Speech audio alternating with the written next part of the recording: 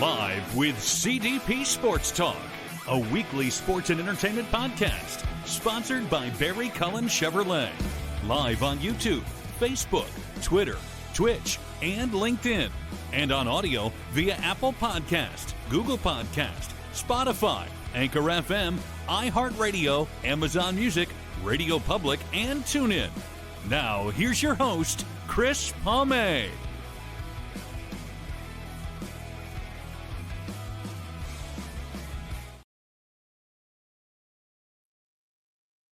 Good evening, everybody. Welcome to Season 14, Episode 13, overall 728 of Live with CDP Sports and Entertainment Talk Show, brought to you by our friends at Barry Cullen Chevrolet Dealership.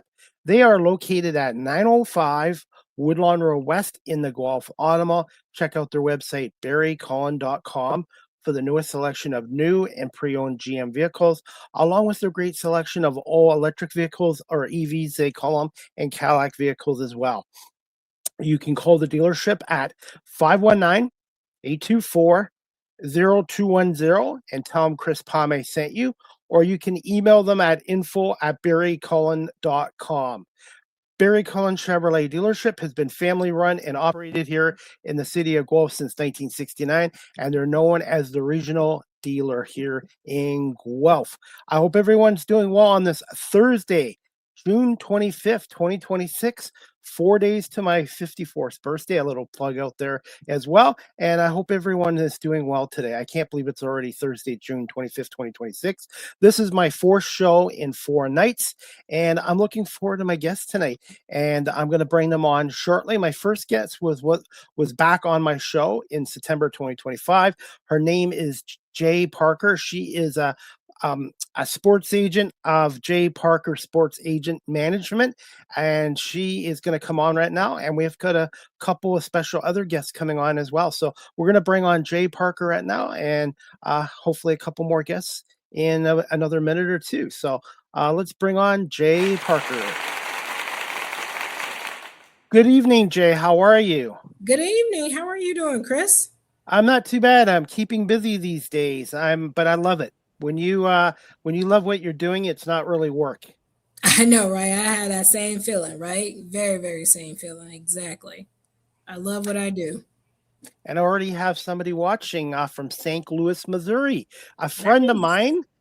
I met him in Toronto. He loves the Canadian Football League, and he lives in St. Louis. His name's George Brown. He's watching on YouTube. Says, "Good evening, Chris. Looking forward to a good show."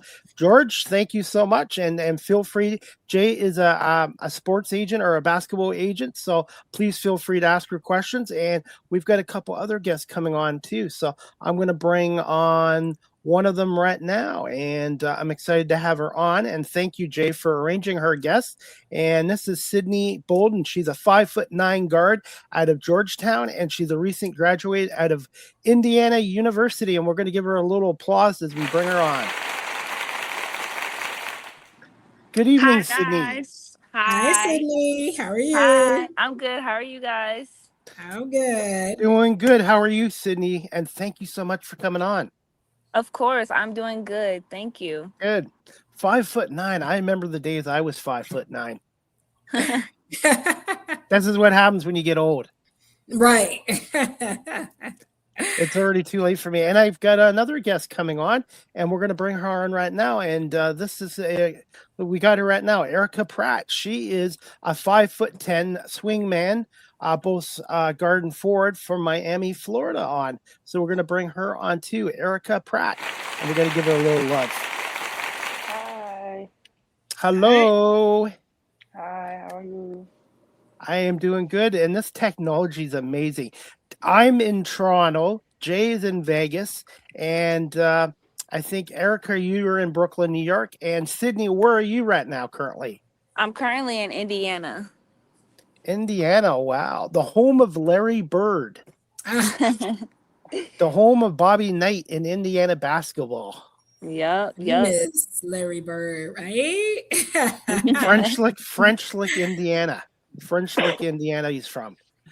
Mm-hmm. Sydney, since you're from Indiana, and Indiana is known as a basketball state, what are your thoughts on Indiana winning the National Football Championship in college football this year? Well, originally I'm from Georgia, so I came out here for school. Did all 4 of my years in Indiana. I didn't realize how big of sports of a state it was till I got here and I seen all the love they show the Pacers and just basketball as a whole is such a big thing here. So when IU Bloom won the football series, it was just everybody was going crazy in all parts of Indiana. So it was definitely a lot of love that you felt out here, and it was really nice to be a part of a community like that. By the way, I'm a Philadelphia Eagles fan, and a lot of our players are Georgia Bulldogs. And Mhm. my radio show used to be on an air in Georgia, in Noonan, Georgia. It was on there for 2 years. Nice. Yes. Now, Erica, or yeah, Sydney and Yes. Erica. I got you mixed up there. Sorry. I'm going to let Jay speak. Jay, I want to say thank you so much for arranging this show tonight with our guests, and just some quick thoughts, Jay. Yeah, I mean, I'm excited for both of my players actually. That's on here now. I mean, I'm both their agents, so they're both getting ready to go overseas, and this actually is going to be a really good show. I'm dying for them to, answer some questions that you might have. I mean, I'm ready for the interaction, questions for you, questions for me, questions for, just everybody that's on the show right now. So, I want us to really engage into this women's sports. So yeah. Hey, I was born in 1972, so I'm an older guy, but women's sports have come such a long ways. Not just women in media and broadcasting, but in sports now with the WNBA, the Women's Professional Hockey League, and also now the Women's Professional Baseball League. And the WNBA with expanding might give you guys more of an opportunity too. Are both of you guys still have dreams or interested in getting into the WNBA at some point? Oh yeah, of course. Yeah, that's always the high point. Just being able to compete at the highest level. For sure. So, anyways, who would like to go first? Who would like to start out first and tell our audience a little bit about themselves? I like to go first. I don't mind. Sydney, yeah, okay, yeah, Sydney, if you want to go ahead. No, that was me. I think And varsity actually, that is. was Erica. Erica, sorry. Hey, veteran people make mistakes. So, Erica, if you want to go first and Yeah. just tell our audience here a little bit about yourself. I'm based in the Toronto area too. And basketball is huge here in Canada, especially women's basketball now too. Okay, so just a little bit about me. I'm originally from Miami, Florida. Um, I've been playing basketball since I was 7 years old. I love the game so much. I actually started playing because my cousin is in the was in the WNBA. She currently retired. Her name is Sylvia Fowles. She used to play for Chicago Sky and the Minnesota Lynx. But um, I moved to New York last year, and I actually like it out here. The basketball scene out here is pretty dope. They have a lot of events and a lot of opportunities where you could get exposure and just showcase your game and just have fun, to be honest. And yeah. How much of Um, an impact did Sylvia have on your basketball career?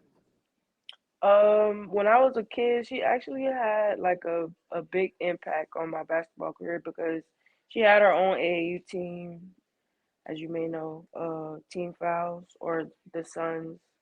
And I played on her team for only about, I'll say like a week. It's a funny story. Cause I don't know, people just like her being my cousin, they just thought I got it easy, like, and that's not even the case. Like, she didn't give me anything. I had to try out just like everybody else. I had to do everything everybody else did. But I ended up leaving the team and I went to Team Breakdown. But she told me to just like don't let it go to my head or whatever. Just keep working, praying, grinding, and repeating that same process. And that's what I've been doing ever since. So she kind of My inspired me in that moment. mindset too. I'm going to tell this to Jay too. I had a mental performance coach on my show the other day from Maryland, and she works with athletes of all kinds, coaches and leaders and stuff, and how much athletes really use mental performance coaches as well, because there's a physical part to the sport, as you ladies know, but there's also a mental side of it as well. Have you ever used a mental performance coach before so far in your career? Yes, I actually have. When I was dealing with the death of my father in 2023, I had to use a counselor slash like therapist, but she was also our trainer for the basketball team. So I don't know if that like correlates into it, but I had to use her along like my last season of college because I was struggling with depression. I was stressed just with school and dealing with the loss of my dad. But yeah. Erica, I'm sorry. I'm so sorry for the loss of your dad. And I lost my dad when I was only 13. I was very young when my dad Oh, passed away. So I'm really sorry. And it doesn't matter what age they are. It's very difficult. And again, my deepest sympathies and condolences to you and your same family. here. Same here. I'm sorry to Yeah, hear my that. condolences definitely to you. I definitely know how that Thank feels you. because I lost my mother very young, so I can definitely relate. Yeah, most definitely. Thank you so much. Sydney, would you like to tell our audience a little bit about yourself and how you got into the game of basketball?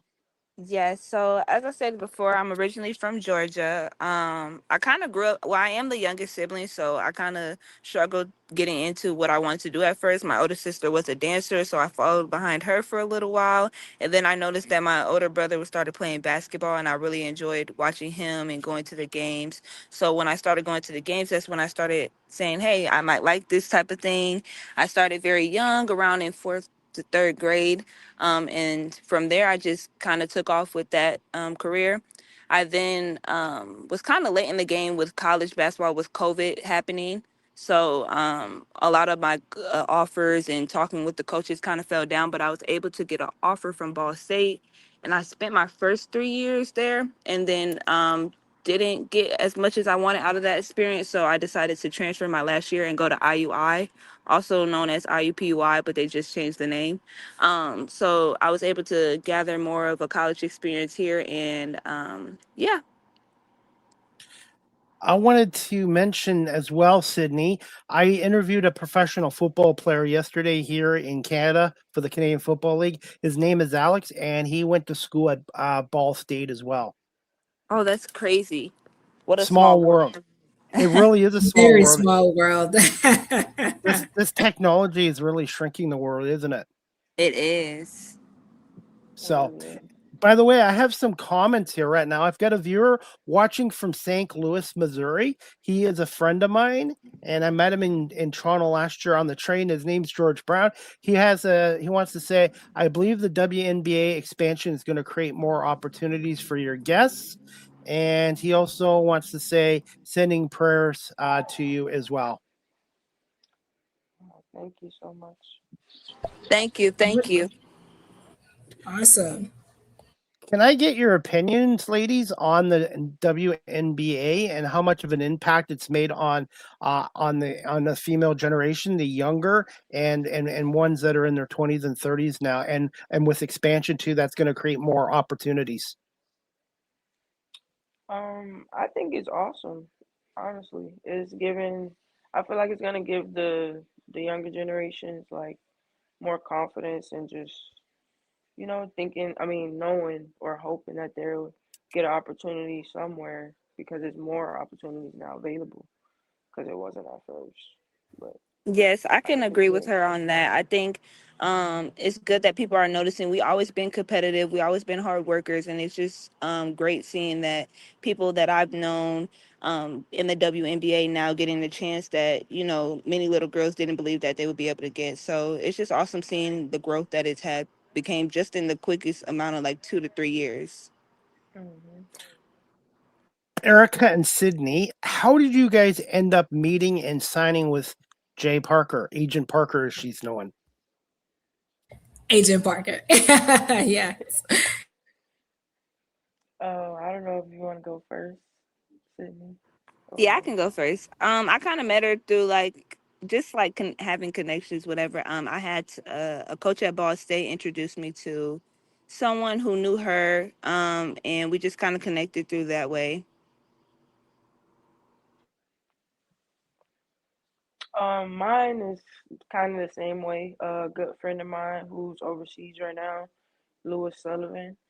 Um, he had a contact that knew Agent Parker, and I got in contact with her through him, and it went Well, on from there. it's really funny. It doesn't matter if you're an athlete or you're in any other career.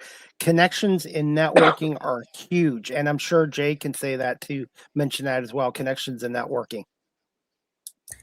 Yeah, I mean, networking is the big key in the sports world, actually. I mean, that's how sports agent, coaches, GMs, and everyone actually come together.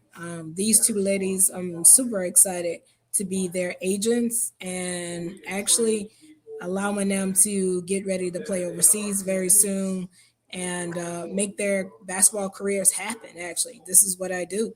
This is, the job I've loved, and like you said, once you love and have the passion for it, it's not work. It's fun. So Jay, I know you were on my show last September, but can you just tell our audience a little bit about yourself again and what your role is as of Jay Parker Sports Agency Management, and how do you go about finding clients, and what are some of the things you look for in a potential client? So my whole role is a little bit about myself. I always love the game of basketball. I always have the passion. Basketball has been my outlet since I was 17 years old. After my mother passed, I'm like you, Erica. I lost a parent, so I know how it feels. Definitely, I can relate. Basketball just like took off after that. I just stayed on the court constantly, working out, putting up shots. Went to Roosevelt University, got my undergrad degree in criminal justice, then went to ISU, got my master's in sports management, which I'm super excited about. And then before I went to get my master's degree, I was a coach. I coached for a long time, actually, a total of like 6 years or something like that.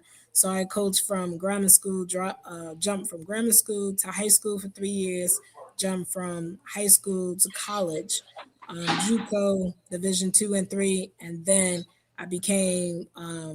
I worked for someone for a sports agency. And then I decided to step out on faith. And that's the biggest thing, just stepping out on faith and letting God lead you and order your footsteps. Actually, that's how it works.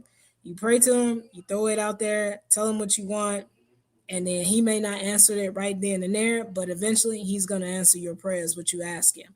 And you got to be able to take a leap of faith and just go with it. Um, Being an agent, I mean, it is really exciting. I love what I do. And what was that last question? I'm sorry.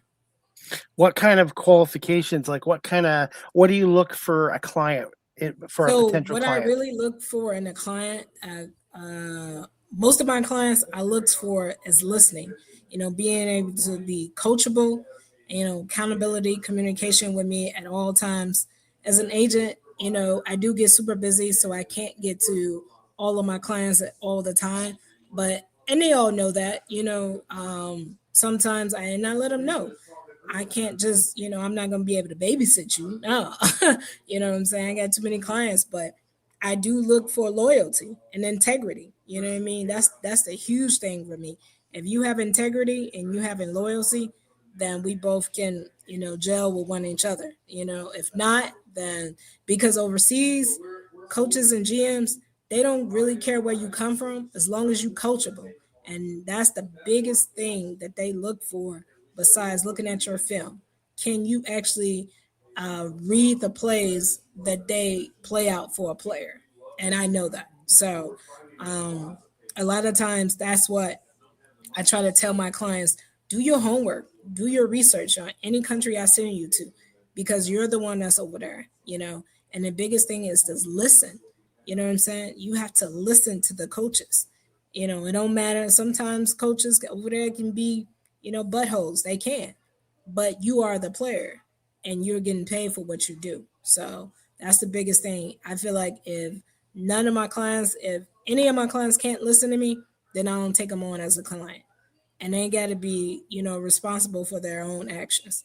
So Commun- again, Communication is huge. communication is a big thing. It's a Huge. huge key in this era now. So that's the only way that's going to get you a little bit further than you think is communicating. Yep. Erica, I wanted to ask you this. Are you looking forward to playing professional basketball overseas? Yes, yes, I am. I've just came back from overseas from El Salvador this past May. What was that experience like? It was pretty nice. It was really hot. Hot and But humid? other than that, yeah, definitely. Yeah. And we had to walk a lot, so it made it worse. But I How loved much it. how I'm much did sorry. that experience help you evolve and improve your game a bit? Um, it helped me improve because this is my first that was my first country, so this is my rookie year. So I feel like just stepping out into the environment, it was just another day in the office, to be honest. I mean, basketball is basketball. So wherever I go, I'm gonna compete. I'm gonna play to win, and yeah, I just Can love it. for our audience, Erica and Sydney, can you just one of you guys tell them what a swingman is? The term swingman is in basketball for some of our audience who might not know that. Oh, man. Um, I've never really even heard that term until recently. I usually hear like wing or 3, 4, 2, but I never heard of swing man. But from my knowledge, I believe it's like a versatile guard who can go either inside or out. I don't know. I think. Sydney? I never heard that term before, so I'm learning something just as new right now. So it's I good to guess I know. know that. I guess I kind of knew that term because I'm an old guy. I'm in my 50s, but it's someone I guess who can be guard and forward. And I wanted to ask you this: how important is it as an athlete and a basketball player to be versatile? Because that can really add add to the team and also getting you more opportunities. Mm. Oh, I so think it's real I can important. Oh, you can go ahead. Go ahead. okay, so sorry. Yeah, I think it's very important as well. Just being able to, I mean, you're always not going to be the best in certain roles, but just being able to work towards that. But it can definitely develop more opportunities as long as more you go further in your career, because a lot of people want to see that. A lot of people, it's rare to have players who are able to do everything. Hmm. Now, I wanted to ask you, ladies, too, your perspective in women's basketball. How much does size matter? Like, I know you want to use 5'9", the other one's 5'10", but is there still roles for women that are a little bit smaller in the game of basketball, or has it become like a big women's game now? Still, Um, I mean, I don't think size matters sometimes. Cause me growing up, it was always heart over height. So even if I was shorter than someone, I'll still find a way to score or to play great defense or to, I feel like size really doesn't matter. Sydney. Yeah, I can agree to that as well. I don't think size matters. I feel like when you get to the higher level you go, you just readjust to how you play and how you want to score or what your role on it. Whatever your role on the team is, I feel like you just do great at that. Hmm. I'm going to put you guys on the spots here, and even Jay. Out of all the positions in basketball, which one is the most difficult to learn and get your craft in? I believe the PG spot because I feel like you have to see the floor, you have to create for others. You're basically the leader on the floor. Without a PG, it's kind of hard to function. I believe so. Everyone has their role, but I feel like the PG is the role that really brings everybody together and makes it a team. I can agree with Sydney. Me being a point guard when I played in high school and college is definitely you have to get the team engaged, right? Controlling the floor, making sure your every player is in their position, right? So I mean, I love being a point guard, but it is definitely a key big role for that. You know, you have to, and that's where communication comes in, right? So the point guard actually communicate with the other players and allow them to engage with each other, especially on the floor. I agree with that too, but I also think another position is like the five and the four. Cause being down there, you gotta be consistently getting rebounds, second chance points, and a whole lot of other stuff. But I feel like that's a really a key position as well. Are you ladies okay with some questions? I have some questions from Mandog 2026. He's watching on YouTube. He's a friend of mine and he always has some great questions. He wants to say, hello, ladies. Thanks for being here. My question for Sydney and Erica is with the boom in the NBA or the WNBA viewerships and attendance increasing every year, how does that evaluate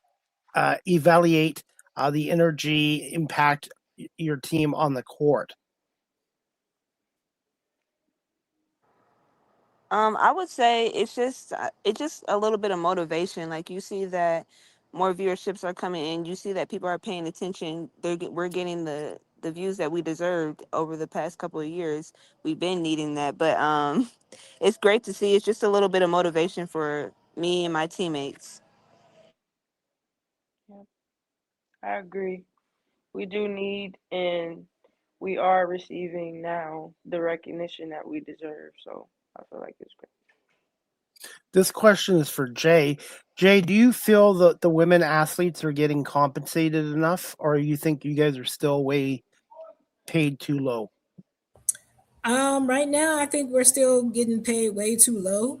Right now, I think we are waiting for more money, and I believe that women right now deserve more money in sports, right? Because again, the men is always getting higher salaries, so I do believe, and women deserve that they should get higher salaries because they put in the work. You know, I mean, they put in the work just like the men do, and it's the ticket sales. You know, it's all about the ticket sales and how many seats they can fill, and I think that's the biggest thing right now. But with it being 50 games next year, those sales is going to go up, and I think the ladies should get more money by come right before the Olympics or between 2029 or 2030. So yeah, they definitely deserve more money always. Jay, you know with the NBA you have the G League. Does the WNBA have a feeder league for They the do not. WNBA? They do Uh, not. I did not know they that. they do not have that. No, they only have a G League for the men, which is sad. But I think eventually it could because the WNBA season is so short. It starts in May, end in October. Then you flip. Here comes the overseas basketball league, then the NBA. So it will be hard to fit that in somewhere because there's only a certain amount of time that they can play, right? Before the NBA. So that's the biggest thing. But they should. I totally agree with that. They really should. So yeah. Erica and Sydney, how do you feel about having a female women's G League? Oh, that would be dope. I mean, they should have been doing that, but you know, but yeah, I feel like that would be dope. We need a G League and we need a alternative league for us to go to when we're not in the W. I feel like. I agree to that as well. It's kind of sad that we don't have one, but we're growing, and that's more than what we could ask for. We're getting the recognition, not as fast as we want, but it may be something that they put in the future. Yeah. Mandog 2026, who's watching on YouTube again, he has another question for you guys and for you ladies, and this is a really good question. How has the physical intensity and the speed of women's basketball changed over the years from your perspectives, all including you, Jay? I feel like the overseas scene with the physicality and intensity has changed drastically. Like when I went out there, it was very like soft. They called, I don't know, we were barely even touching girls and we were getting called for fouls. It was like every second. It just made the game kind of like boring. Like just let us play a little bit. Like they have sometimes where they'll let us play and it'll be a little physical, but for the most part, I feel like it went down a little bit, like with the physicality and intensity. I can agree to that, even though I haven't been overseas yet. I think in college basketball as well, like they just kind of don't let us play anymore. Like I feel like there's times where it's like, okay, you have to be fair because you just made a call like that. But overall, I do feel like the physicality is just kind of went downhill. As far as the speed, I feel like we've always been. Well, I know I've always been on a fast-paced team, so we're constantly playing fast, or it increases at every level, I believe. But physicality, yeah, I will agree with that. What are your overall thoughts on the officiating in the women's game? Do you think it's adequate, or do you think it still needs to get better, higher standard? I think it needs to improve a lot. Um, they don't let us express our emotions enough. Like for the guy, I don't know. I can't speak on the guys because I don't really.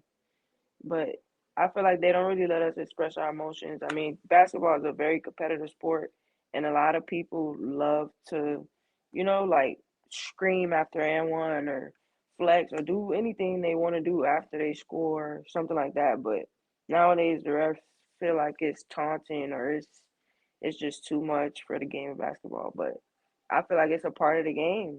That's the fun of the game, to be honest. And they taking away the fun of the game. Sydney?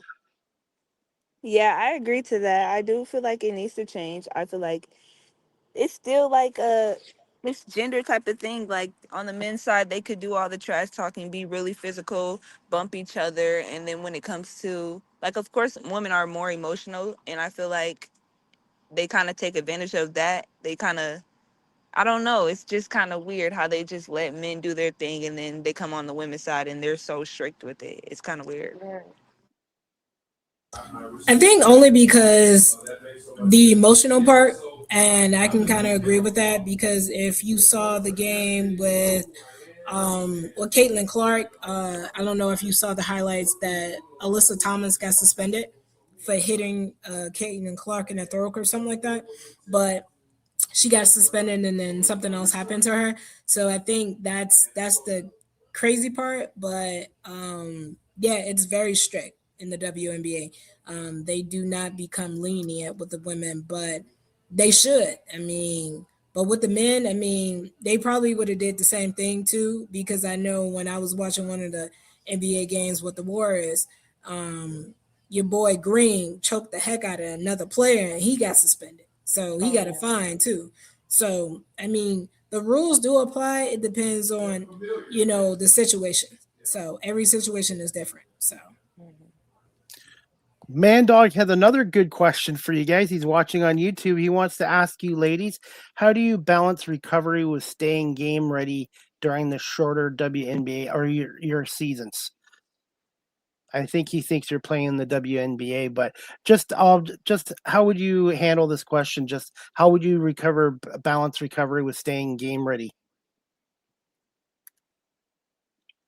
I start off by just stretching, like before and after playing or whatever, or practicing, working out. Before I go to bed, I stretch, and then if I'm hurting or anything sore, I just ice and try to do a little bit of ice and heat on and off, and just to keep myself feeling like fresh. Yeah, I can agree to that. Consistent with stretching after and before a workout, and even before you go to bed is really what helps me a lot. And also just taking advantage of the resources I do have. Like any trainers that I know, I get in with them, take an ice bath, get cupped, just trying to use all the resources that I do have access to. I think ice baths are important for every athlete, Yes. especially when they're going hard into a game. College pro overseas, ice bath is really, really important for recovery for your body, especially, on the women's side of aspect. If you look at LeBron James or anything like that, that's why his body is the way it is. He really puts a lot of, one, money in his body. I mean, kind of recovery and stuff like that, but he really takes care of his body. And if more athletes did that, then they usually will stay pro and in the game a little bit longer. So that's so important. Stretching, ice baths, even mentally, we talk about, mental illness is really serious in basketball, in the world of sports, how you deal with, games when you don't win and stuff like that. So a lot of times that's not really talked about, and it should be a little bit more. Sports psychologist. Yes, I totally agree with that. Yes. One thing I wanted to ask you ladies about as well. I've had a yoga instructor on my show recently, and I talked to a number of pro athletes. As you know, I do freelance media work for a number of professional sports teams, and I've talked to some football players too, and they use yoga. Do you guys ever use yoga for your exercise and stuff too? Yeah, I used to back when I was in college. We had like yoga classes and stuff like that, but I try to implement it now, like today, but mainly I do meditation. I mean, I think that's a form of yoga, but Yes, it is. meditation. Yeah, I would say the same thing. Like like implemented into like my college career, doing like college yoga days where we're just be in the gym and do yoga as a team. But as far as now, I don't get into yoga as much. I do want to get back into it, something that I would look into. But as of right now, I haven't been using that. And I've took a couple of yoga classes myself, but I agree with Erica as far as meditation. Meditation is definitely, the key thing to kind of keep your mind focused a little bit more. So, yoga is more of a flexibility, for your muscles and stuff like that. As you do get older, you do need to stretch more, actually. So, yeah. that goes for me too, by the way. And by the way, just to let you guys know, I'm doing a 40-yard run in July to Oh, raise money wow. for our local humane society. So I'm gonna have the old guy's gonna run 40 yards in less than 13 seconds, and I'm hoping to raise some money for our local humane society as well. And one thing I'm doing next is losing weight, because it's easy to lose weight in my case, but it's hard to maintain it. And that's the word I'm looking is the importance of good nutrition, what you put in your body. It's like your car. I unfortunately take better care of my car than my body right now. So now I'm going to start focusing on my body. And as a professional athlete too, it's important, because if you look after your body, you can maybe probably play longer instead of have a shorter career. That is so true. I just did a 5K maybe 4 weeks ago, and it was my first one, and it was awesome, actually. So Congratulations. thank you. I appreciate it. So, I came in decent time, so I don't like to brag, but yeah, I mean, I train for it constantly, train for it, stretch for it, really, really, the older you get, you definitely have to take care of your body. Recovery is so, so important. And especially from that too, doing a 5K. So, more athletes, I believe, after, they get done playing basketball, that professional basketball is usually golf or running a marathon. Many of my friends has ran a lot of marathons, and I'm just like, that's crazy. I don't know if I want to run another one or not, but I may be in the near future, but I'm good right now. Hey Jay, I just had a guest on a couple days ago from Calgary, Alberta, Canada. Her name's Uh-huh. Janique. She's going to run her first 16-kilometer marathon. I think that's like 10 miles. What Yeah. advice would you give to her from your experience? Because she's in the process of training for her first ever marathon. So a lot of everything to do with your diet, eating right, sleeping, getting the rest, recovery, staying in the sauna. Make sure you taking ice baths too. That's so important. I mean, rest is always neat for marathons. You know what I mean? Because again, you beat up your body so much, and if you don't get the proper rest, you won't be no good at all for that marathon. So definitely rest and eating the proper nutrition, meals and stuff like that, and drinking a lot of water. So your body is made up 95% of it. So you definitely want to implement a lot of water and stay hydrated is so important. Yes. So, yeah, those three things. Sydney and Erica, for people that are watching our show right now, live stream or on audio, and they're younger and they want to get into the game of basketball, what advice would you give to younger women or younger guys that are looking to get into basketball from your perspective? Um, Sorry. I keep cutting you off. I'll just say to stay confident. Always be a team player. You know, uh, lose the attitudes because I've had I've learned the hard way with having attitudes or just being hard to like not hard to coach, but just when I was younger, I just had a real nasty attitude when the game either like say if you weren't scoring or the game just wasn't going how you wanted it to go, just stay positive, keep your head, keep you cool, and just keep your composure. I feel like that's the best way to go, um, and just stay coachable.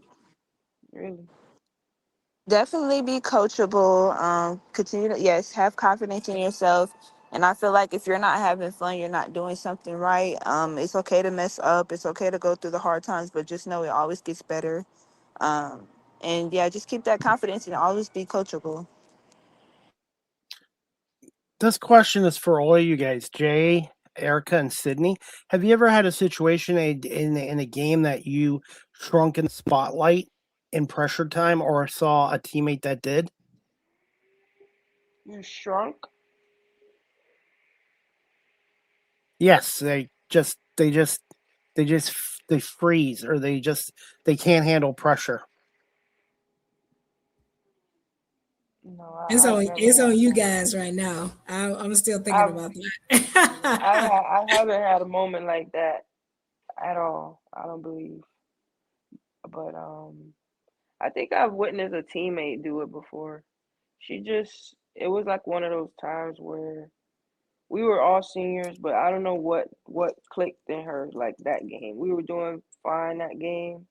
It was a big game too, and she was so tired that she just gave up. Like and she was the point guard, so we needed her. Like she was the only one who could come down and run the sets correctly and get us baskets. Like, but she just gave up. Like, and I don't know what happened.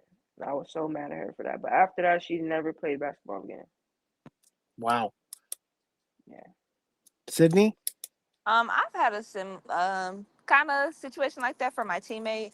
It was kind of like a wide open layup, but she never really misses layups. She was kind of down on herself, but us being a teammate, if it was meant to be, it would have been. It would have been. If we learned from it, just being able to just be there and hold her head up was kind of the most important part.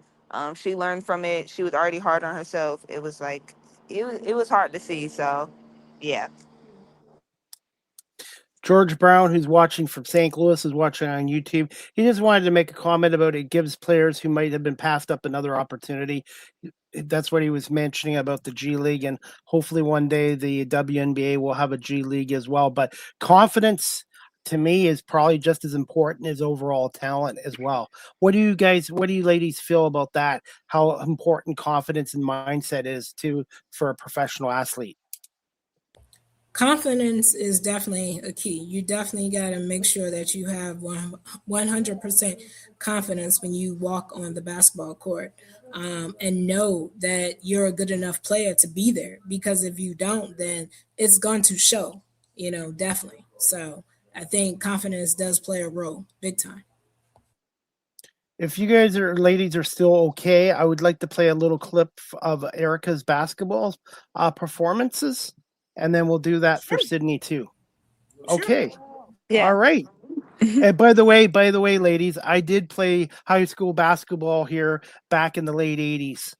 So I was a point guard and I was on the bench. I was the guy that you call off the bench to hit the 3-point shot. And I wasn't very good, but you know what? I love playing the game of basketball. And if you gave me a basketball today, I would still play pickup basketball. Once you play sports, it's like riding a bicycle. No matter what age, you still love playing it, no matter what. Right. Just give me 1 second, and we're going to play a little bit of Erica Pratt's 2025 season highlights. Just 1 second, and we'll play the clip right now.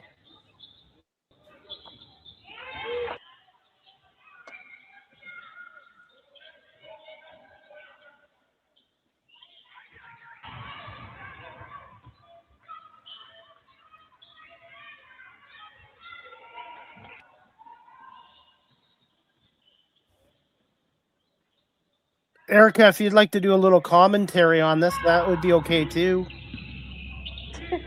Commentary.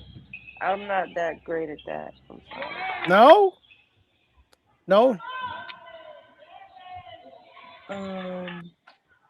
Let me think of something to say. Yeah, How would no, you I can't. how would you describe yourself as a player? Um, Ese I cronómetro, am. Montero, I am a deja very para Prat, versatile player. Like I like to. At first, they used to try to get me intenta to la play point guard, individual con but I started getting taller, so I just. Well, I didn't really like to be point guard, but once I started Teras, getting like a little encuentra bigger, Molina, la tapa then increíble de Prat. I Ahora started se viene a to Guachapana, download, tiene el kind of espacio, doing the encontrar a mismatches, Escobar, and I contra la added tabla, that anota. more to my game. So I'll describe my game as like a very versatile guard. Forward. I also How like big is the game of rebounding. basketball in El Salvador? It's very big actually. I didn't even know it was that big of a basketball scene out there, but it's a very big basketball scene out there. They have different like levels of the leagues. So this was I think the one of the lower leagues in Whoops. El Salvador.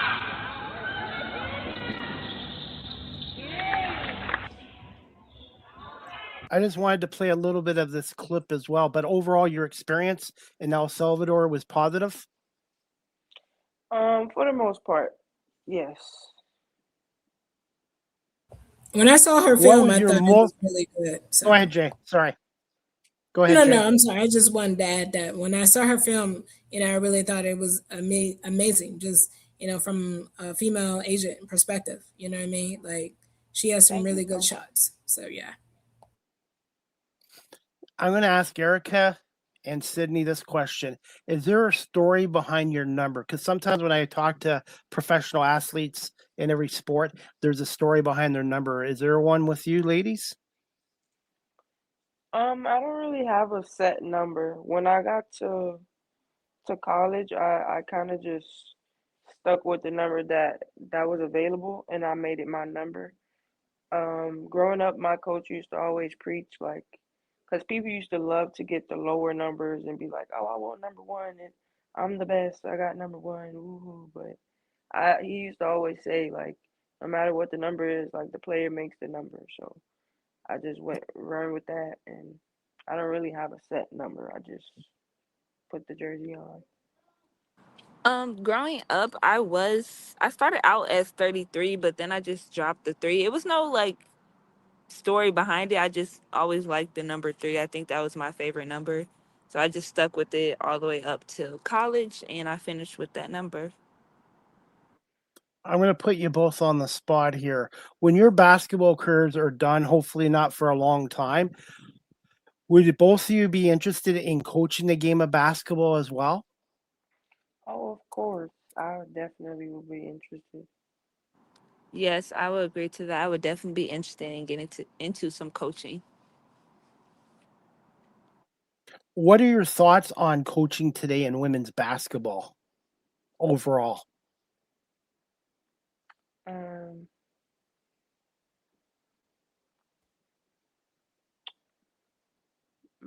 I don't really have any thoughts on the coaching in women's basketball.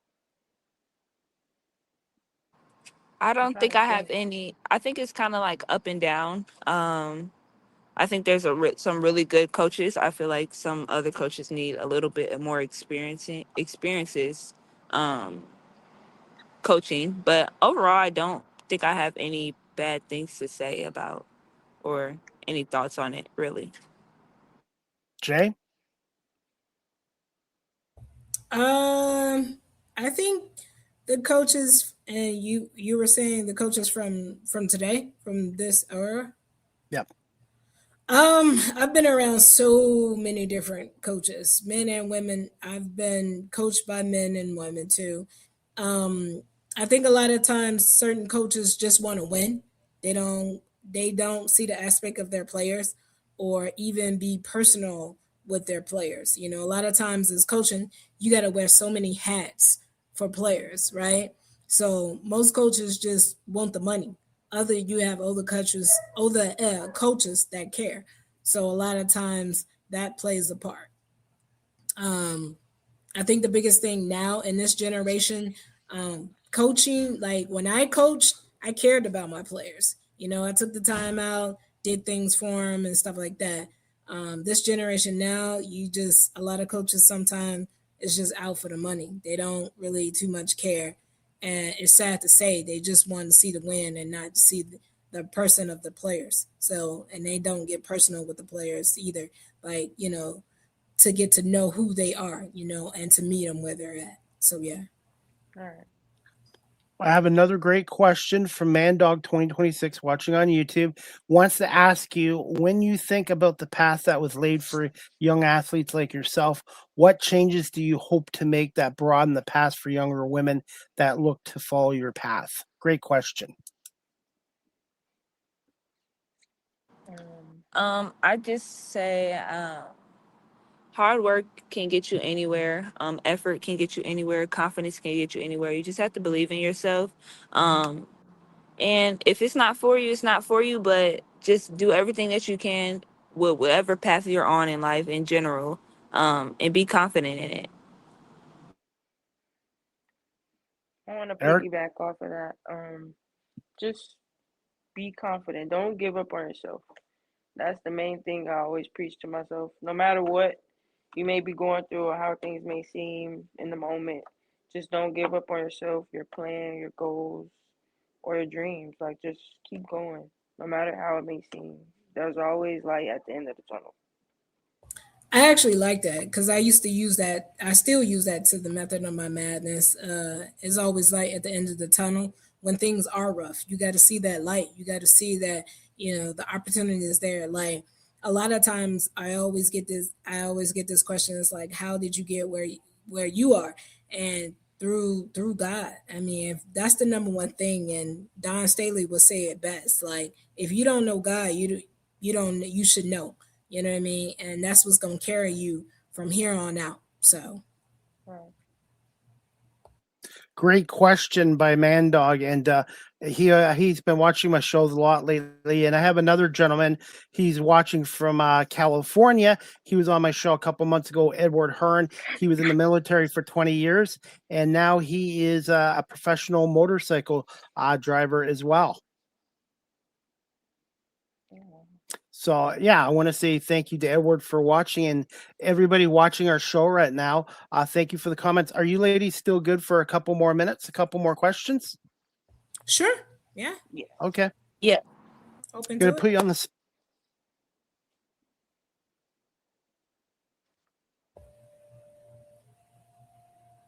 You still there? Or what I happened? think it's just a Wi-Fi issue, so hopefully that's just a glitch. I'm back, and Okay. technology. You can't panic. That's the thing too. Whether you're an athlete or you're in media or any career, things don't always go smoothly, and you just can't panic. It's called handling adversity, and I'm sure you ladies have Yeah. faced adversity in certain games in your careers too. Yes. Yeah. Yes, definitely. Hmm. So, who would like to go first here? What are some of your most memorable basketball moments so far, high school and college, so far? Um, high school, I'd say when I first, uh, when I first found out that I could actually do this at the highest level. I think it was my junior year, and I had just started getting into the groove and actually like I feel like growing into my game and who I was as a player. And then college, I'd say winning my first um, NCAA championship. What was that like being part of a Nice. championship team? Congrats. Love it. It was excellent actually. We went through a lot. Like we went through the worst of the worst with our coach. She's a great person, and she's always so hard on us. So we kind of we had like bump heads, like her and the whole team. We all were just bumping heads, but it was like a love hate relationship. And then we all just came together and we made it work, and we got the championship And they can't take that away from you ever. ever, and we did it again the next year. Okay, I Impressive see you. because Right. Very impressive. Yeah, it's hard, I love as that. you ladies know, it's hard to win one championship, but to win back to back, that is very impressive. Yes, sir. Shout out to Sydney? MEC 23 for real. Period. I would say, I don't know. I always been lucky to have a group of girls next to me growing up. All my teams, I've been very close with all my teammates. So just being able to make memories outside of basketball and making those connections have been probably my favorite part of basketball. Um, is a sport that gives you unexpected relationships. So being able to enjoy that, win games with the teammates, my teammates have always been my favorite type of memories, being able to celebrate, and even when you're down, like those are those are the people who are there for you. So I would say just having them, a great group of people around you always. Hmm. How important is it to have a strong support system? And Jay, you can chip in on here too. Just because a lot of athletes win or lose, but how hard is it sometimes to step away from the game? Is that a Yeah. question for all of us? Okay. Oh. Yes. You guys can go Oh, first. Go. okay. You can go first, Cindy. Okay. No, no, So, no. uh, Yeah, you got yeah, the you floor. got it. You got Yeah, it. you got it. Oh, okay, okay. Can you repeat the question again? I'm so sorry. Just most professional athletes, obviously they want to win, but how difficult sometimes is it to step away? Like as soon as the game's over, to kind of not take the game home with you. Mm. So for me, it's kind of difficult to be honest. I have a hard time letting go of a game. It takes me about 2 days, I'll say, for me to get over the whole game and my performance after me. Like I literally will watch film of the game those 2 days straight. Like as much free time as I have, I watch the games over and over just to see what I did and what mistakes I did or what my teammates did, what we did as a team, and what we need to work on, and just not like to I wouldn't say it to my coach, but I'll just talk to my teammates when on our free time, like we come together and we have study hall or we had like team gatherings or whatever. We'll just talk about the game and what we need to do better and adjust to and stuff like that. But it takes a lot for me to get over one game. I feel like I don't know if that's good or bad. Yeah, I would say for me, I think after the game it takes me a while, but I think going into the next day, I just learn from what mistakes I made or like what we made as a team and kind of just take it to the chin and just do better. So it doesn't take me as long, but I think just me always being like a positive person anyways, it kind of helps me just to get over that hump just a little bit quicker, and always having like a support system behind me as well, telling me it's okay. Like you have another game, you got another practice to get to, and yeah. Jay, thoughts? It usually when I played in high school and college, it probably took me probably a day or two. It depends on like we had a championship game, but my mindset just kind of going into it like I want to win. I want this W, and then just walking away from it. Just overall being a point guard, just overall just having a conversation with our team. What we did better, what we didn't do better, what we need to work on.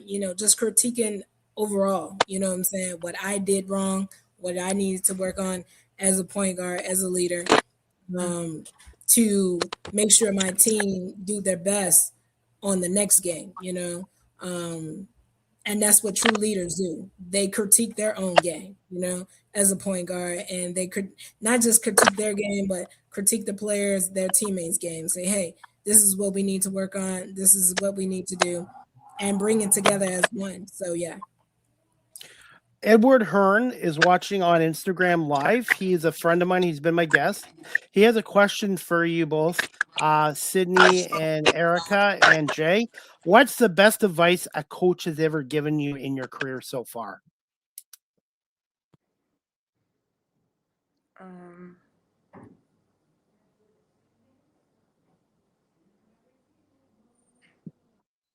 I'm trying to think.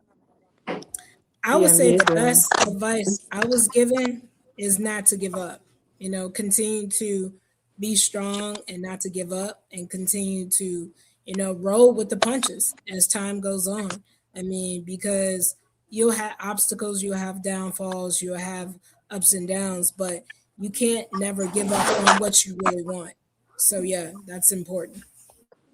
I'd say for me it would be like she told me to like play my game, but within like the offense or within whatever we were doing as a team, because sometimes people get carried away and they want to play their game too much and get 1-on-1 and this that and third, and that could cause you to get in your head if you're not scoring. But you just gotta let stuff come to you sometimes, like playing within the offense or within the sets that you have as a team to get into your game, and that really helped me a lot. I would say is a lot of people tell me this, but um, being a coach and having a personal relationship with your player, it always hits different. Just being able to be connected to your team. She would tell me just to always keep my chin up. You're gonna go through stuff. It's important that you keep it held high and think positive. So that was a major thing that stuck with me. Now, ladies, I talked to some football players the other day, and they're telling me that their nicknames are missing in football. Do you guys ever had nicknames in basketball for either one of you? Nicknames, even you, Jay? I Jay, never had. Oh, I'm gonna sorry. say Jay is the only nickname I have. Yeah, I never really had a nickname except for when I had two Sydneys on the team, so they would call me B. Um, yeah, that's about it.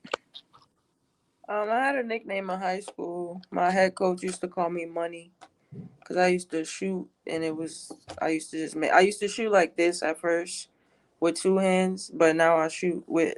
I'm a lefty, but I shoot with my right.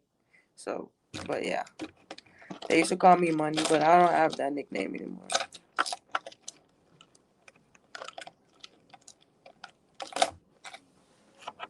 Is there a particular player right now in the WNBA that you kind of try to emulate their styles? Is there a certain player style that you like playing?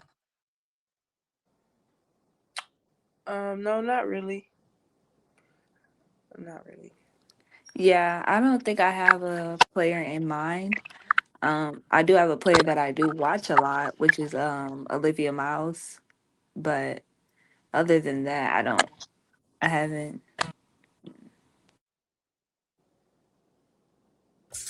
Um, I used to want to kind of emulate Stephen Curry a lot. I was called baby Stephen Curry like maybe 3 or 4 years ago when I played in California, at California State Northridge. I was a shooter, so I was point guard and a shooter. So I was definitely called that for a little while in my life. So To have you guys on here for 5 more minutes. Hopefully, you guys can stay 5 more minutes. I want to get your perspective. Like, I was born in the 70s. They didn't have the 3-point line in the NBA until 1981. Do you find the game is now too reliant on 3-point shots? I know for the NBA, I think it's getting ridiculous. I know the guys are much better shooters now than they were back in the 80s and 90s, but do you find the game is just too dependent on 3-point shots now? I don't think it's too dependent because I think everybody has like a different game to them. I do think a lot of people are taking advantage of the 3-point line.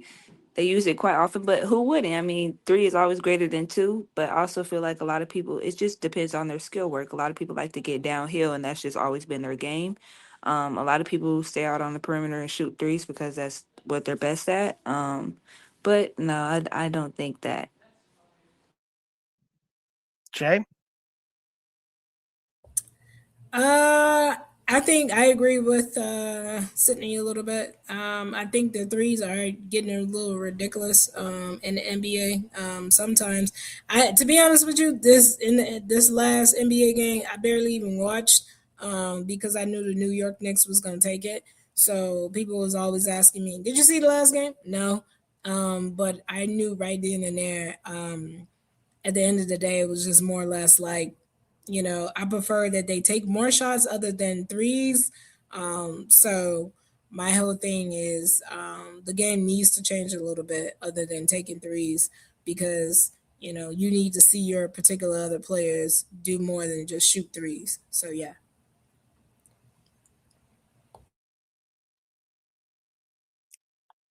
And I do have another video clip here, and I just want to play a couple minutes of it. So we'll just play the clip, and then we'll just wrap it up with a couple more quick questions as well. And I want to say thank you guys so much for coming on here tonight. And this is a little bit of a clip of Sydney against IU Indy against Northwestern. And we'll just play a couple minutes of this clip. Inside, nothing for Foster. Another offensive board. Foster comes back out, and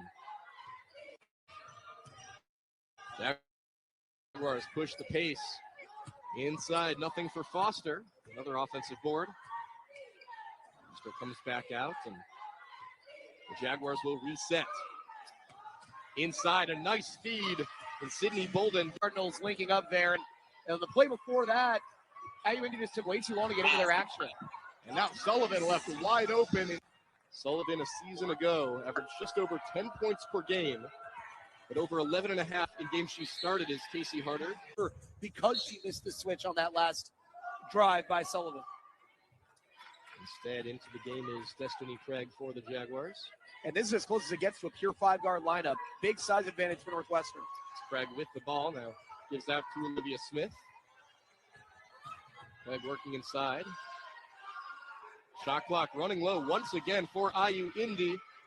Smith puts it up and in. Puts it up and in. A crafty finish, and Jaguars retake the lead. Feed inside to Thomas. The help came in, but little too much, and Thomas gets an easy layup. As long as IU Indy has this lineup, and Northwestern has to go to the post every single possession. Foster on the near side working now. Kicks to the far side. Bolden for three off the top of the glass. Rebounded by Lash, and first total minutes. Total reset. We lost a player like Katie Davidson, one of the best in the Horizon League from last year. Lash gets to her though. Put Northwestern on top. First Wildcat lead of the game. Now it's Lash on defense, keeping those arms. Now it's Lash on defense, keeping those arms up without fouling, and forces. Just thoughts on this clip, Sydney? Yeah, playing Northwestern was really fun. Just us being a lower D1, and being able to play with them and stick with them was kind of fun and interesting. It was a hard loss in that game, but it was definitely fun being able to play at a higher level with them. I think we lost Erica, so I'm not sure if she had to go or not. But are you ladies okay? Just a couple more minutes, couple more. Sure. quick questions I'm before open we to wrap it, this yeah. up? Sure. Okay. Man Dog 2026 has one more question for you guys from YouTube. He says this question is for Jay.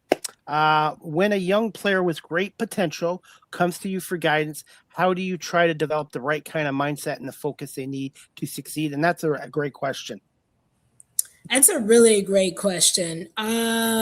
One, I always try to meet them where they're at, and I always talk about what do they really want to do. Like if basketball is really what they're passionate about, their hobby, everything. I get to know them as a person, you know what I mean, and then do an assessment from that.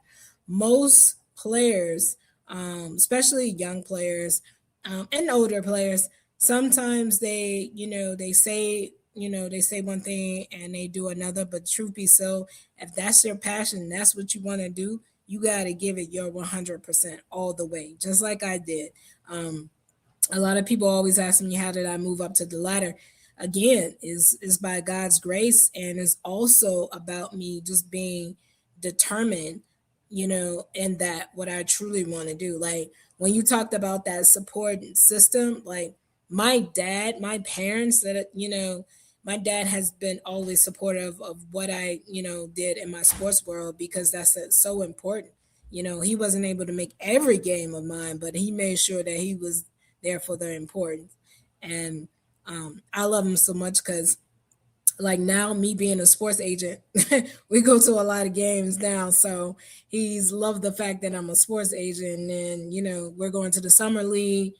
I'm taking him to his first Aces game, so he's excited, and that's what the support is. And I think being young, you definitely want to make sure that you have that support system, like I did. So yeah, it's all about meeting where they're at, and sometimes I'll guide young players, if they need me to be that mentor, that coach, whatever they need me to be, I'm there for them. So yeah.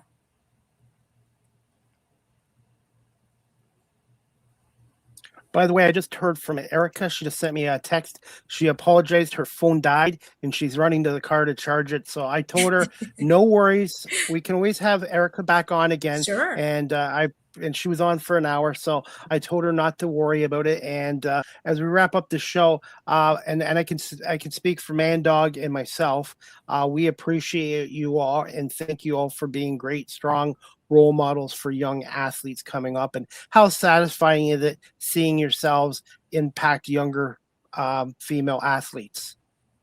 Yeah, sure. I mean, I would love to. Thank you for that. Yeah, thank you for allowing us to come on, do your show, and if you want us to come on again, you let me know. You can reach out to them. As far as anyone that's out there that needs, looking for an agent, they can reach me through email or through LinkedIn or IG. So yeah. Have you had any Canadian clients so far? I have not actually. No, not at the moment. Nope. So I would love it. I'm open to it. So Have you either one of you been to Canada yet so far?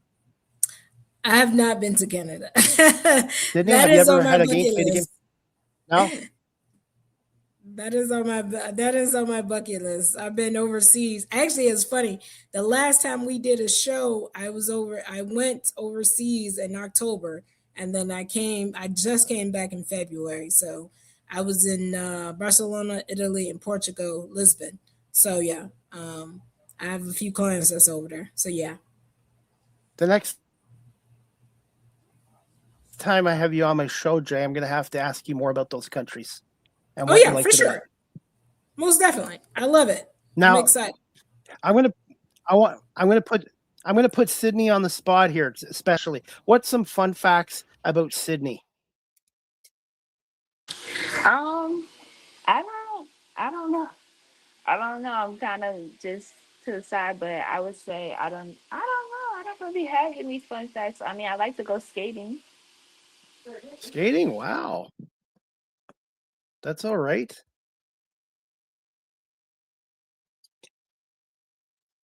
Okay, and Jay, a fun fact about yourself. I would say I love to spend time swimming. I love being in the water other than basketball. Definitely I love the water. So yeah. Fun fact about me, I was 5'9" and now I'm 5'5". That's You what shrank a happens when little you get bit. a. Yes, I did. That's funny. So That's very funny. Yeah. now, Sydney, I expect Sydney to put me on the spot here. Ask the host CDP a question. Do you have a question to put me on the hot seat? I don't have a question. Maybe dogs or cats. I like both, but if I had to choose, I would say dogs. But cats are good too. I do have a cat named Latte, who's a spoiled Siamese cat. But I like both, and I volunteer at a local humane society, so I walk dogs down there twice a week, and I also do some fundraising for the humane society as well. And I always tell people, adopt, don't shop. Nice, Favorite nice. vacation spot. Favorite vacation spot? I would say anywhere like a football stadium, a hockey arena, baseball park, anywhere where there's sports, where I can see athletes and be around fans. For me, that's my form of vacation. But if I had to pick one, I would say New York City, the city that never sleeps. Oh wow. Okay. Very interesting. And since I got Sydney here, Sydney, if you had to pick a walk-up song, you know how baseball players have walk-up music and football players do too. But when you did your pregame stuff, do you have a song that you liked to get you cranked up before a game? I don't have a certain song, maybe a certain artist, maybe Rod Wave. And if there was an actress that could play Sydney Bolden, who would it be to play your life? I don't think that anybody could put. No, I'm just kidding. But I don't have one. I don't know who could play me. Maybe Kevin Hart because I think I'm funny. Have you thought about being a stand-up comedian? Oh A stand-up wow. comedian? I don't think I would go that far. No? Well, if you ever decide, we can do a comedy act. Okay, okay, sounds good. Any plans for your own podcast show? Uh, I don't know. Okay. If you do, please let me know and I would subscribe and watch your show. Thank you. Sydney and Jay, final thoughts on our Final show Just today. thank you for having us. Yeah. I mean, Well, really, I thank you just for coming on. Thank you. It's the guests. It's the guests that make the show. yeah, I definitely appreciate you having both of my, players on and my clients that I represent, and um, to me, it's like let's try to do it again. I'm excited to be on again, and kind of just talk about the places I've been overseas. So yeah, I'm with it. And and finally, where can our social media, where can our audience follow you both on social media, your website, and the best way of contacting you? And Sydney, when do you head overseas for basketball? I'm still currently waiting for to sign with the team, but social media wise, I am Sydney, with 3 underscores with a capital B on Twitter, and then Sydney Simone on Instagram. And Erica says, I apologize again. And I texted Erica back and I told her, thank you for giving us an hour of your time. And Erica has an open invite to come back on our show again, as long and as well as you say. And please continue success in your basketball career, Sydney. And hopefully one day you may be playing in the WNBA here in Toronto for the Toronto Temple. And And as for Jay, continued success as part of Jay Parker Sports Agency Management. And where can people find you again? They can also reach me at J Parker Sports 23. That's my Instagram. Definitely that. And then I am on LinkedIn, JanaeaParker.com. then they can go. I also am working on a new project called Afro M. So that's one of the new projects I am working on. Also, um, that's a link. So afrom.com type of thing. But that's more to discuss when we come back on. So that's a working new project that I'm working on as well. So also, being an agent. So yeah. And I promise I won't shrink anymore the next time where I'm on. Yeah, don't shrink anymore. Do us both a favor. Don't shrink anymore. Now, but I am funny. Hey, by the way, I have a show tomorrow. If you guys don't know a lot about donkeys, I actually have a woman on from a donkey sanctuary here in Canada. So I'm plugging that show, the Small Talk podcast tomorrow. 3 shows in total, and I love what I'm doing. And it's the guests like you guys that make a great show. And Jay Hope person is. Yeah. Last couple weeks, I've been meeting some of my guests virtual, and it's just so I love it in person as well. Awesome. Yeah. But I just again I thank you for having us All on the right. show. Well, And, go ahead. Yeah. I was saying I thank you for having us again on the show. And yeah, we're looking forward to coming back.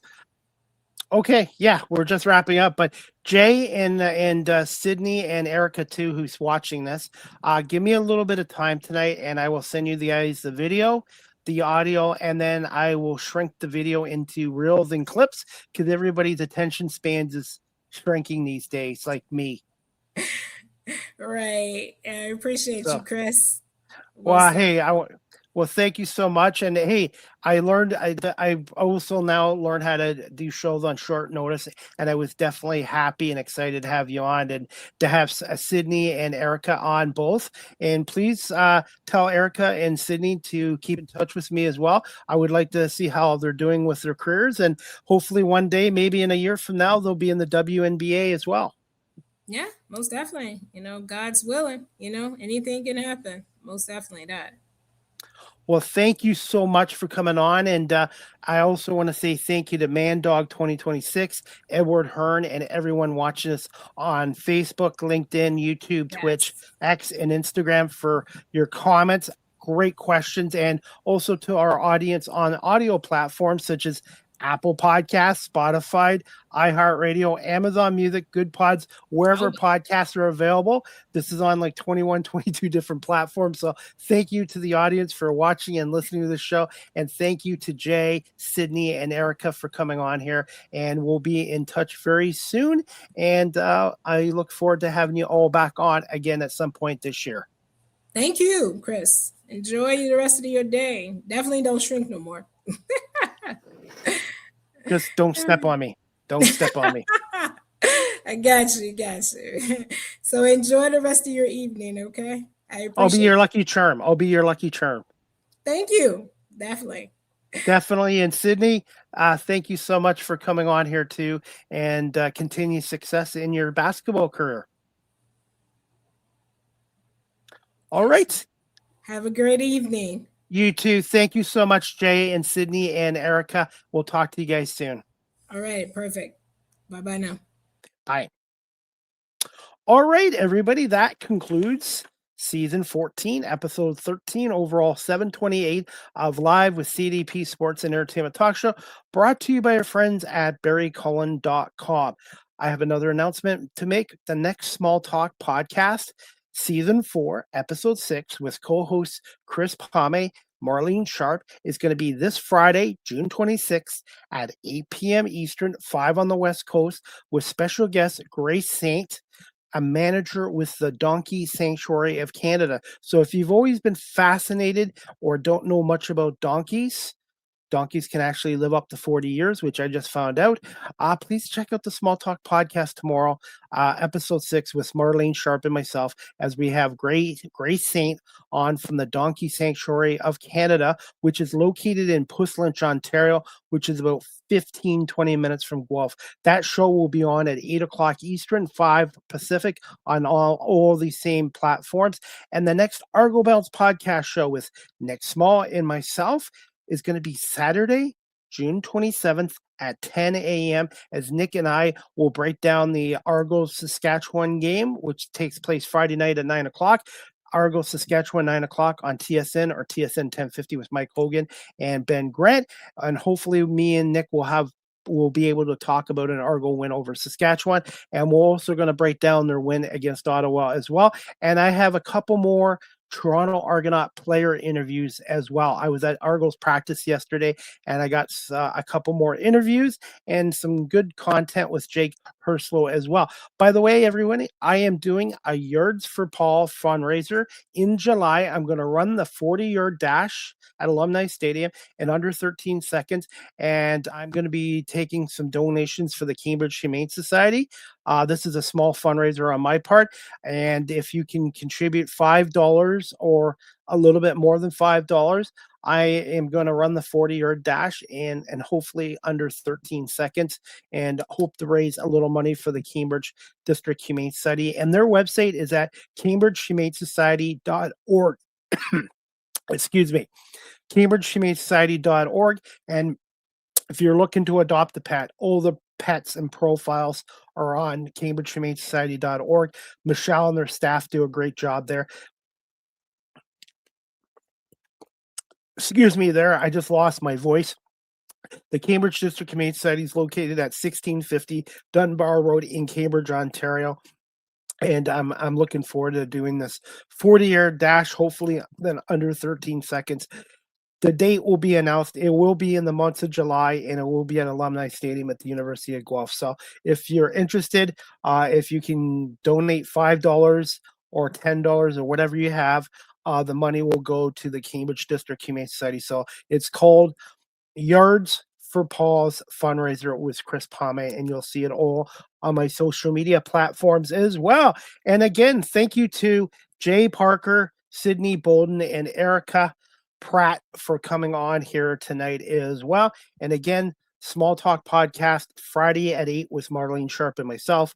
The Argo Bounce Podcast Show this Saturday, June 27th, between Nick and myself at 10 a.m. And the next Live with CDP Sports Entertainment Talk Show will take place on Tuesday, June 30th at 5 p.m. with my special guest, Sim Shilgill, a psychotherapist as well. So I have a lot more guests, a lot more shows coming on as well. Again, I want to say thank you to everyone watching this show live stream and on our audio platforms, and to Barry Cullen Chevrolet Dealership, the regional dealership. Again, they're located at 905 Woodlawn Road West in the Guelph Auto Mall. Check out their website, barrycullen.com, for the newest selection of new and pre-owned GM vehicles, along with their great selection of EVs, electric vehicles, and Cadillac products as well. You can call the dealership at 519-824-0210 or email them at info@barrycullen.com. I hope everybody has a great evening, and we'll see you back here Friday night at 8 p.m. for the Small Talk Podcast with Marlene Sharp, Chris Palme, and our special guest from the Donkey Sanctuary of Canada, Grace Saint. Have a good night, everybody.